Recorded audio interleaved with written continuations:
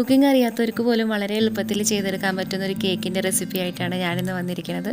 നമുക്ക് ഓവനോ ബീറ്ററോ ഒന്നും വേണ്ട, നമ്മളുടെ വീട്ടിൽ കിട്ടുന്ന കുറച്ച് കാര്യങ്ങൾ ഉപയോഗിച്ചിട്ടാണ് ഈ കേക്ക് ഉണ്ടാക്കണേ. വളരെ എളുപ്പമാണ് കേട്ടോ. അപ്പോൾ നമുക്ക് റെസിപ്പിയിലേക്ക് കിടക്കാം.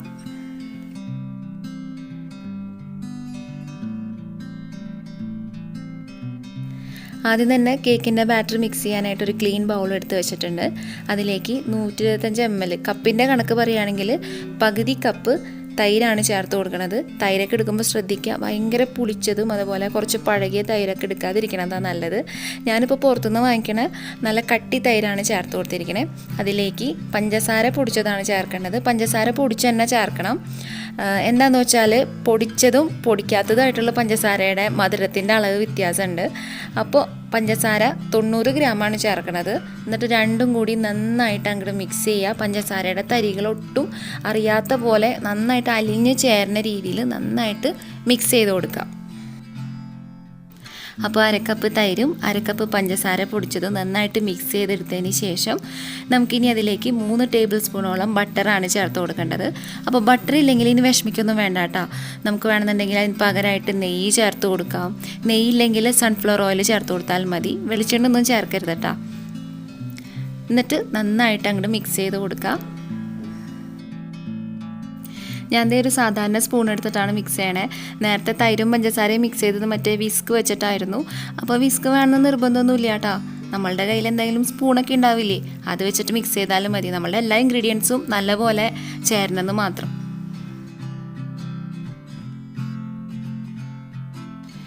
ഇനി നമുക്കിതിലേക്ക് 100 ഗ്രാം മൈദയാണ് ചേർത്ത് കൊടുക്കേണ്ടത്. കപ്പിൻ്റെ അളവ് പറയുകയാണെങ്കിൽ 3/4 കപ്പ് മൈദയോളം ഉണ്ടാവും. അപ്പോൾ മൈദ നമ്മൾ നന്നായിട്ട് അരിച്ചിട്ട് വേണം ചേർക്കാൻ. അപ്പോൾ സെപ്പറേറ്റ് ആയിട്ടൊരു പ്ലേറ്റിൽ അരിച്ചിട്ട് വേണമെങ്കിൽ ചേർക്കാം. എൻ്റെ ഒരു എളുപ്പത്തിന് വേണ്ടിയിട്ട് ഞാൻ ഡയറക്റ്റായിട്ട് തന്നെ അങ്ങോട്ട് അരിച്ചിട്ടിടാണ്. അപ്പോൾ അരിപ്പ് വെച്ചിട്ട് അതിലേക്ക് മൈദ ചേർത്തു. മൈദ അരിച്ചു തുടങ്ങണേക്കാൾ മുമ്പ് അതിലേക്ക് 3/4 ടീസ്പൂൺ ബേക്കിംഗ് പൗഡറും 1/4 ടീസ്പൂൺ ബേക്കിംഗ് സോഡയും കൂടിയും ചേർത്തിട്ട് ഒരുമിച്ച് അങ്ങോട്ട് അരിച്ചു കൊടുക്കാം. ഈ കേക്ക് ഹെൽത്തി ആണെന്ന് ഞാൻ ഒരിക്കലും പറയില്ല കേട്ടോ. കാരണം മൈദയുണ്ട്, പിന്നെ ബേക്കിംഗ് പൗഡർ ഉണ്ട്, ബേക്കിംഗ് സോഡയുണ്ട്. അപ്പോൾ മൈദ അത്ര ഹെൽത്തി അല്ല നമുക്കറിയാം. വല്ലപ്പോഴൊക്കെ ഇതുപോലെ കേക്ക് ഉണ്ടാക്കി കഴിക്കുമ്പോൾ അത്രയ്ക്ക് അങ്ങോട്ട് കുഴപ്പമുണ്ടാക്കുന്ന കാര്യമൊന്നുമല്ല. പിന്നെ ബേക്കിംഗ് സോഡയും ബേക്കിംഗ് പൗഡറൊക്കെ ആഡ് ചെയ്യുമ്പോൾ നിങ്ങൾ അയ്യോ ഇത് അൺഹെൽത്തി ആണല്ലോ എന്ന് വിചാരിച്ച് പേടിക്കൊന്നും വേണ്ട. നമ്മൾ അധികം ഒന്നും ചേർക്കുന്നില്ലല്ലോ. മിതമായ അളവിൽ കഴിക്കണോണ്ട് ഒരു പ്രശ്നവും ഉണ്ടാവില്ല.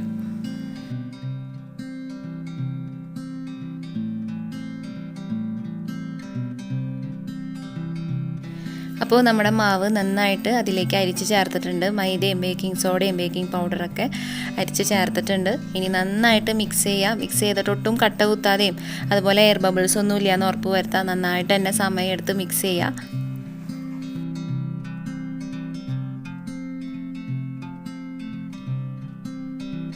അപ്പോൾ എല്ലാ ഇൻഗ്രീഡിയൻസും ഞാൻ നന്നായിട്ട് മിക്സ് ചെയ്തു. ഇനി നമ്മുടെ കേക്കിന് നല്ലൊരു മണവും ഫ്ലേവറും കിട്ടാൻ വേണ്ടിയിട്ട് പകുതി ടേബിൾ സ്പൂണോളം വാനില എസൻസ് ആണ് ചേർത്ത് കൊടുക്കണേ.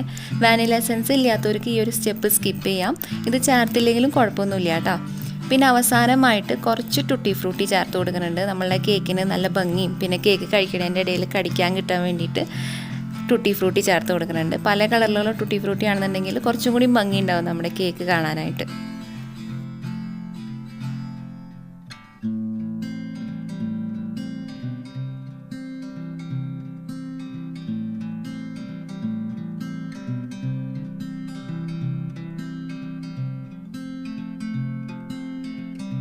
അപ്പോൾ നമ്മളുടെ കേക്കിൻ്റെ ബാറ്റർ ഇവിടെ റെഡി ആയിട്ടുണ്ട്. അപ്പോൾ ജസ്റ്റ് ടേസ്റ്റ് ചെയ്ത് നോക്കണമെങ്കിൽ നോക്കാം. പഞ്ചസാരയുടെ അളവൊക്കെ ഒന്ന് ചെക്ക് ചെയ്യാം. ചിലർക്ക് മധുരം കൂടുതൽ വേണമെന്നൊക്കെ ഉണ്ടാവുമല്ലോ. അപ്പോൾ വേണമെന്നുണ്ടെങ്കിൽ കുറച്ചും കൂടി പഞ്ചസാര പൊടിച്ചത് ചേർത്തിട്ട് നന്നായിട്ട് മിക്സ് ചെയ്ത് കൊടുത്താൽ മതി. അപ്പോൾ നമ്മൾ കേക്ക് ഉണ്ടാക്കാൻ പോകുന്നത് ഇതാ ഇതുപോലത്തെ ചെറിയൊരു ചില്ല് ഗ്ലാസ്സിലും പിന്നെ ഇതാ ഈ ഒരു ബൗളിലൊക്കെയാണ്. അപ്പോൾ നിങ്ങളുടെ കയ്യിൽ നിങ്ങളുടെ വീട്ടിലുള്ള കൊച്ചു കൊച്ചു ബൗളുകളും അതുപോലെ ചായ കുടിക്കുന്ന കപ്പുകളോ അല്ലെങ്കിൽ ചെറിയ ചെറിയ ഗ്ലാസ് ടംബ്ലറോ എന്ത് വേണമെങ്കിലും എടുക്കാം നമ്മളുടെ കേക്ക് ഉണ്ടാക്കാനായിട്ട്. നമ്മൾ ഏത് പാത്രത്തിലാണോ കേക്ക് ഉണ്ടാക്കുന്നത് അതിൻ്റെ ഉൾഭാഗത്ത് നന്നായിട്ട് എണ്ണ തടവി കൊടുക്കണം. കാരണം കേക്കിൻ്റെ ബാറ്റർ അതിൻ്റെ സൈഡിലൊക്കെ ഒട്ടിപ്പിടിക്കാതിരിക്കാൻ വേണ്ടിയിട്ടാണ്. ജസ്റ്റ് ഒന്ന് ഓയിൽ നന്നായിട്ട് സ്പ്രെഡ് ചെയ്ത് കൊടുക്കാം.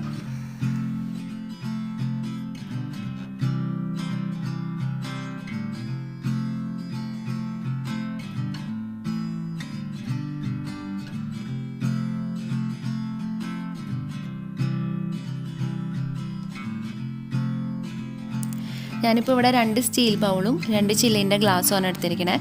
എന്നിട്ട് ഓരോന്നിലേക്കും മാവ് ഫില്ല് ചെയ്യുക. മാവ് ഫില്ല് ചെയ്യുമ്പോൾ പ്രത്യേകം ശ്രദ്ധിക്കേണ്ട ഒരു കാര്യമുണ്ട്.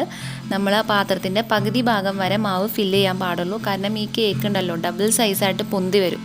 അപ്പോൾ പകുതി മാത്രം മാവ് നിറച്ച് കൊടുക്കുക. അതിനുശേഷം ജസ്റ്റ് ഒന്നിങ്ങനെ ഷേക്ക് ചെയ്ത് കൊടുക്കുക കേട്ടോ. അപ്പോൾ അതിലെന്തെങ്കിലും എയർ ബബിൾസ് ഒക്കെ ഉണ്ടെങ്കിൽ അങ്ങോട്ട് പൊക്കോളും. പിന്നെ മാവ് നന്നായിട്ട് ആ പാത്രത്തിൻ്റെ എല്ലാ ഭാഗത്തേക്കും സെറ്റായിട്ടിരിക്കും.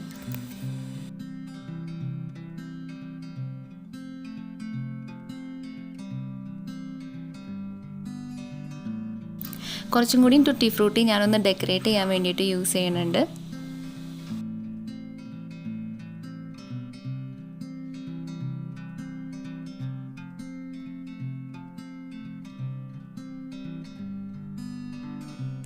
ഇനി നമുക്ക് കേക്ക് കുക്ക് ചെയ്ത് തുടങ്ങാം.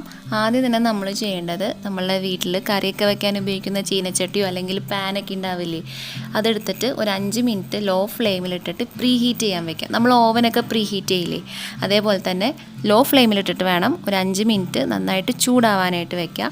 അപ്പോൾ നന്നായിട്ട് ചൂടായി കഴിയുമ്പോൾ അതിലേക്ക് ഞാൻ ഒരു ചെറിയൊരു മൂടിയാണ് വെക്കണേ. മൂടി ഇറക്കി കമത്തി വെക്കുന്നുണ്ട്. നമ്മൾ പാത്രങ്ങളൊക്കെ മൂടാനായിട്ട് യൂസ് ചെയ്യുന്ന മൂടിയില്ലേ, ഒരു ചെറിയ മൂടിയാണ്. അതിങ്ങനെ എടുത്തിട്ട് കമത്തി വെക്കുന്നുണ്ട്. സാധാരണ ഓവനില്ലാണ്ട് കേക്ക് ഉണ്ടാക്കുമ്പോൾ ഈ പാനിൻ്റെ താഴെ മണ്ണോ അല്ലെങ്കിൽ ഉപ്പോ വെതറാറുണ്ടല്ലേ, അതിൻ്റെ ഒന്നും ആവശ്യമില്ല. ഇനിയിപ്പോൾ പാത്രം കരിഞ്ഞു പോകുന്നൊന്നും പേടിക്കേണ്ട, ഒന്നും ഉണ്ടാവില്ല. ഞാനിപ്പോൾ എന്തായാലും കാണിച്ചു തരാം. അങ്ങനത്തെ ഒരു ടെൻഷനും വേണ്ട. അപ്പോൾ നമ്മളുടെ ചട്ടിയും അതുപോലെ ഈ മൂടി വെച്ചിരിക്കുന്ന ആ ഒരു മൂടിയില്ലേ, അത് ചെറുതായതുകൊണ്ട് ഇപ്പോൾ എൻ്റെ 2 ബൗൾ മാത്രം ഇതിൽ വെക്കാൻ സ്ഥലമുള്ളൂ. അത് കാരണം ഞാൻ 2 സെറ്റായിട്ടാണ് കേക്ക് ഉണ്ടാക്കുന്നത്. അപ്പോൾ നിങ്ങളുടെ പാത്രം കുറച്ച് വലുതാണെന്നുണ്ടെങ്കിൽ ഒറ്റൊരു സ്ട്രെച്ചിൽ തന്നെ നമുക്ക് എല്ലാ കേക്കും ബേക്ക് ചെയ്തെടുക്കാൻ പറ്റും. അപ്പോൾ കേക്കിൻ്റെ പാത്രം പാനിലേക്ക് ഇറക്കി വെച്ചതിന് ശേഷം മൂടി വയ്ക്കുക. അതിനുശേഷം ലോ ഫ്ലെയിമിലിട്ടിട്ട് ഒരു 30 മിനിറ്റ് മതിയാവും, മാക്സിമം 30 മിനിറ്റ് കേട്ടോ. ചിലപ്പോൾ ഒക്കെ 25 മിനിറ്റ് എടുക്കാറുള്ളൂ. ഓരോ ടെമ്പറേച്ചർ അനുസരിച്ച് വ്യത്യാസം വരും. 25 മുതൽ 30 മിനിറ്റ് വരെ സമയം എടുക്കുള്ളൂ നമ്മളുടെ കേക്ക് ഉണ്ടാവാനായിട്ട്. അപ്പോൾ നമ്മൾ കേക്ക് ഉണ്ടാക്കുമ്പോൾ പാനിൽ നിന്ന് ആവി ഒട്ടും പുറത്തേക്ക് പോകരുത്. ഇപ്പോൾ ഞാൻ മൂടി വെച്ചിരിക്കുന്ന മൂടിയിൽ കണ്ടില്ലേ ചെറിയൊരു ഹോൾ ഉണ്ടായിരുന്നു. അപ്പോൾ ഞാനൊരു ടിഷ്യൂ പേപ്പർ വെച്ചിട്ട് ആ ഹോൾ നന്നായിട്ട് അടച്ചു വെച്ചിട്ടുണ്ട്. ഇനിയിപ്പോൾ ടിഷ്യൂ പേപ്പർ കൊണ്ട് തന്നെ അടയ്ക്കണമെന്നില്ല, വേണമെന്നുണ്ടെങ്കിൽ കുറച്ച് മൈദയുടെ മാവൊക്കെ എടുത്തിട്ടൊന്ന് മൂടി വയ്ക്കാം. ഇത് ആവിയിൽ കുക്കാവുന്ന കേക്കല്ലേ, അപ്പോൾ ഉള്ളിൽ നിന്ന് സ്റ്റീം ഒരിക്കലും പുറത്തേക്ക് പോകാൻ പാടില്ല.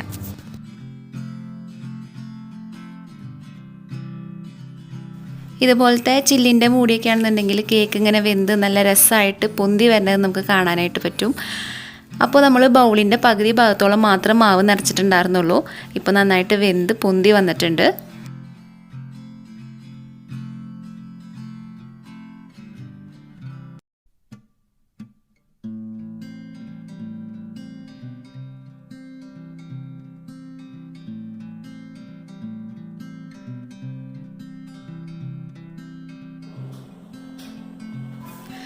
അപ്പോൾ കേക്ക് കുക്കാൻ വെച്ചിട്ട് ഏകദേശം ഒരു 25 മിനിറ്റ് ആയിട്ടുണ്ട്. അപ്പോൾ നമുക്കിത് പാകമായോ നോക്കാം. ഞാനിപ്പോൾ ഒരു ടൂത്ത് പിക്ക് കൊണ്ട് ജസ്റ്റ് ഒന്ന് കുത്തി നോക്കുകയാണ്. നമ്മളുടെ കയ്യിൽ ഈർക്കിലൊക്കെ ഉണ്ടെങ്കിൽ അതുകൊണ്ട് ജസ്റ്റ് ഒന്ന് ഇതുപോലെ കുത്തി നോക്കിയാൽ മതി. അപ്പോൾ അതിൻ്റെ അറ്റം ക്ലിയർ ആയിട്ട് വരാണെന്നുണ്ടെങ്കിൽ നമ്മളുടെ കേക്ക് കറക്റ്റായിട്ട് വെന്ത് പാകത്തിൽ വന്നിട്ടുണ്ട്. അപ്പോൾ നമ്മൾക്ക് ഈ ബൗളെടുത്തിട്ട് മാറ്റി വയ്ക്കാം. അപ്പോൾ നന്നായിട്ട് ശ്രദ്ധിക്കുക, കാരണം പാനാണെന്നുണ്ടെങ്കിലും ബൗളാണെന്നുണ്ടെങ്കിലും നല്ല ചൂടായിരിക്കുന്ന സമയമാണ്. കൈയൊന്നും പൊള്ളിക്കരുത്. അപ്പോൾ ഒരു തുണി വെച്ചിട്ട് പതുക്കെ ഇതിൽ നിന്ന് എടുത്ത് മാറ്റാണ്. അതിനുശേഷം നന്നായിട്ട് ചൂടാറിയതിന് ശേഷം മാത്രം നമ്മൾ ഈ കേക്ക് ഇതിൽ നിന്ന് സെപ്പറേറ്റ് ചെയ്യാൻ പാടുള്ളൂ. അപ്പോൾ ഇത് ചൂടാറുന്ന സമയം കൊണ്ട് നമുക്ക് നമ്മളുടെ ഗ്ലാസ്സിലുള്ള മാവ് ഈ പാനിലേക്ക് ഇറക്കി വയ്ക്കാം.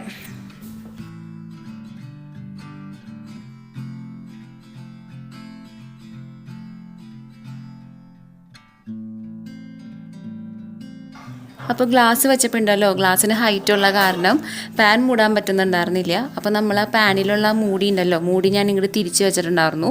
തിരിച്ച് വെച്ചപ്പോൾ കറക്റ്റായിട്ട് മൂടാൻ പറ്റുന്നുണ്ടായി.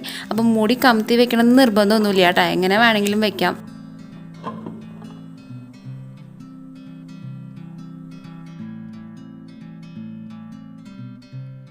അപ്പോൾ ഗ്ലാസ്സിലുള്ള കേക്ക് നന്നായിട്ട് കുക്കായി വന്നിട്ടുണ്ട്. ആദ്യത്തെ കേക്കിനെ വെച്ച് നോക്കുമ്പോൾ ഇത് വളരെ കുറച്ച് സമയം മാത്രമേ എടുത്തുള്ളൂ. കാരണം ഓൾറെഡി പാൻ നല്ല ചൂടായിരുന്നല്ലോ. അതുകൊണ്ട് ഒരു 20 മിനിറ്റ് കൊണ്ട് തന്നെ നന്നായിട്ട് കുക്കായി വന്നിട്ടുണ്ട്. അപ്പോൾ നമ്മുടെ കേക്കെല്ലാം നന്നായിട്ട് ചൂടാറിയിട്ടുണ്ട്. ഇനി ബൗളിൽ നിന്നും ഗ്ലാസ്സിൽ നിന്നൊക്കെ സെപ്പറേറ്റ് ചെയ്തെടുക്കാം. അപ്പോൾ വേണമെന്നുണ്ടെങ്കിൽ ഇതിൻ്റെ സൈഡ് ഒന്ന് കത്തിയോണ്ടോ അല്ലെങ്കിൽ സ്പൂൺ കൊണ്ടോ ഒന്നിങ്ങനെ സൈഡിലൊന്നിങ്ങനെ ചെയ്ത് കൊടുത്തു കഴിഞ്ഞാൽ എളുപ്പത്തിൽ സെപ്പറേറ്റ് ചെയ്യാം. ഞാനിപ്പോൾ അങ്ങനെയൊന്നും ചെയ്യുന്നില്ല, കൈകൊണ്ട് തന്നെ പതുക്കെ ഇങ്ങനെ എടുക്കുകയാണ്. അപ്പോൾ ബൗളിൽ നിന്നുള്ളത് പെട്ടെന്ന് തന്നെ നമുക്ക് എടുക്കാൻ പറ്റും, കാരണം അതിന് ആഴം കുറവല്ലേ, ഹൈറ്റ് കുറവാണ് കേക്കിന്, അതുകൊണ്ട് പെട്ടെന്ന് തന്നെ എടുക്കാൻ പറ്റും. പക്ഷേ ഗ്ലാസ് ഒക്കെയാണ് കുറച്ച് ഹൈറ്റ് കൂടിയിട്ടുള്ളൊരു പാത്രമാണെന്നുണ്ടെങ്കിൽ നമ്മളിതുപോലെ കത്തിയോണ്ടോ അല്ലെങ്കിൽ സ്പൂൺ കൊണ്ടോ സൈഡ് ഇങ്ങനെ ചെയ്തിട്ട് ഒന്ന് ഇളക്കി കൊടുത്തു കഴിഞ്ഞാൽ ഈസി ആയിട്ട് സെപ്പറേറ്റ് ചെയ്യാൻ പറ്റും.